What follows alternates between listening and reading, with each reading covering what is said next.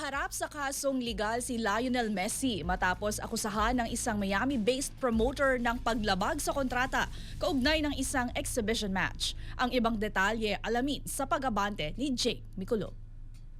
Naharap sa kaso si Lionel Messi matapos akusahan ng isang Miami-based event promoter ng paglabag sa kontrata kaugnay ng isang exhibition match noong nakaraang taon. Ayon sa mga dokumentong inihain sa Miami-Dade Court, nagsampa ng kaso ang Vid Music Group laban kay Messi sa Argentine Football Association at sa sports executive na si Julian Marcos Capellan dahil sa fraud at breach of contract.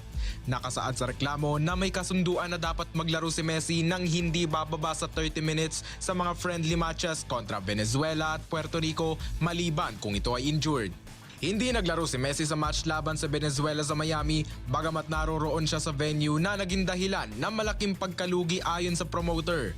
Kinabukasan ng event, naglaro siya para sa Inter Miami at nagpakita ng maayos na performance, bagay na lalong pinalala ang issue sa kontrata.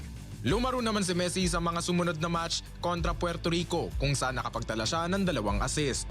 Iginate na ng sampa ng kaso na ang partisipasyon ni Messi ang pangunahing batayan ng komersyal na halaga ng mga laro kaya ang kanyang pagliban ay nagdulot ng malaking epekto sa kita.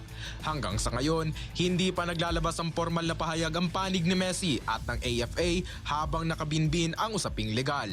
Ako si Jake Miculo, Abante. Manatiling nakatutok sa Abante, sundan kami sa aming mga social media accounts at huwag kalimutang mag-subscribe sa aming YouTube channel, DWAR Abante Radio, para sa mga eksklusibong balita.